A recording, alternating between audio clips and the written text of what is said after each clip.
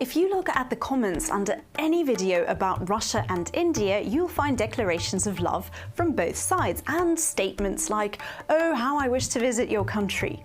And believe me, Russians leave positive comments like this very rarely. The internet mostly knows us as bitter trolls. Russians love India, its people and its culture, and our love goes further than military deals or international politics. We love India so much, we kind of occupied Goa.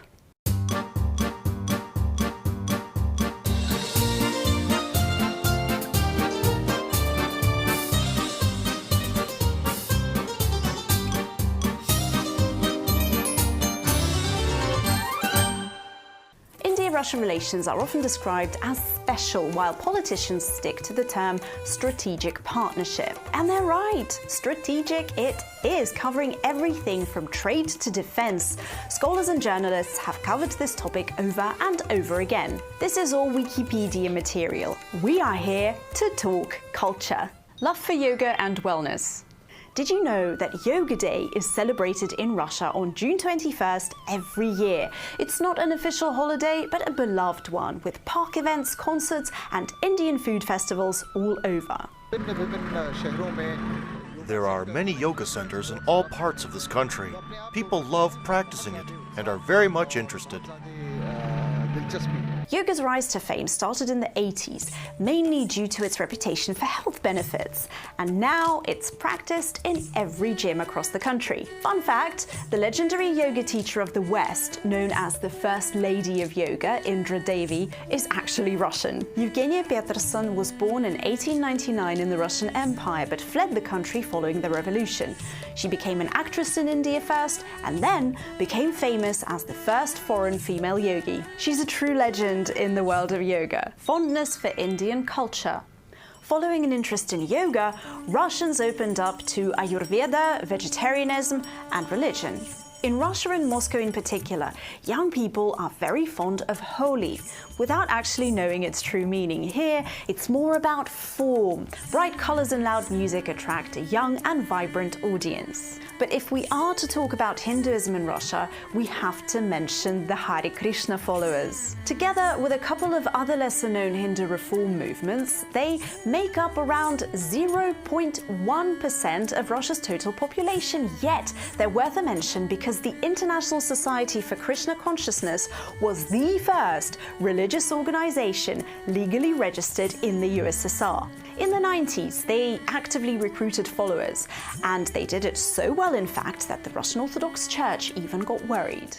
At first, the Russian Orthodox Church protested against the construction of a Krishna temple in the 2000s. Then, 2011 saw a full-on court case on the recognition of the book Bhagavad Gita, as it is the main canonical text of the Hare Krishnas, as an extremist text. The book was left alone, but the attitude towards the Hare Krishnas was still tarnished. Despite that, Ayurveda and Indian cuisine have been growing more and more popular in the recent decades, because they go hand in hand with an overall trend in Russia towards a healthy lifestyle. Speaking of trends, Russians have grown incredibly fond of Goa.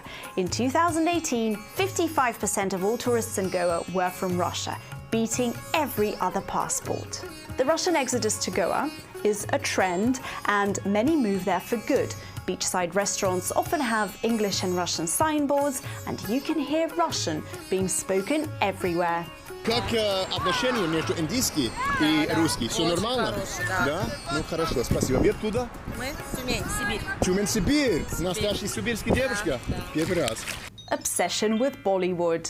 Yes, young Russians are fond of India, but they're not the only ones. Older generations of Russians who were born and raised in the USSR didn't practice yoga or Ayurveda, but they watched Indian films. Bollywood films became widely available across the Soviet Union in the 50s as an alternative to Western cinema.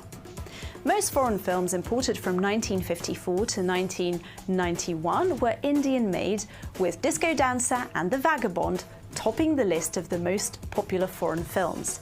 Passionate Indian movies with singing and dancing fascinated Soviet viewers with their colorful stories of love and drama, helping them escape from the mundane, as researchers say. Older generations of Russians are very nostalgic about old Indian movies, songs, and actors. They know Raj Kapoor, Nargis, and Aamir Khan. So it's not just strategic partnership and military trade. No partnership would ever make Russians love another country with a culture and traditions so different from ours as much. This love affair is a combination of our curiosity about Eastern religions, nostalgia towards colorful Indian cinema and vibrant culture, and a love for yoga, wellness, and spicy Indian food, so different from Russian cuisine and yet so very sought after. And on that note, I'm running off to get myself some dal makhani and butter chicken because they're my favorite. Postscriptum. In the 19th century, there was a famous Russian lady called Yelena Blavatsky who founded an enormous theosophical society based on her studies of Indian religions and philosophy. Part of her studies included a racial theory that years later got the attention of the Anna Nerbe and then Adolf Hitler himself. If you want to learn more about one Russian woman's role in the Holocaust, tell us in the comments section.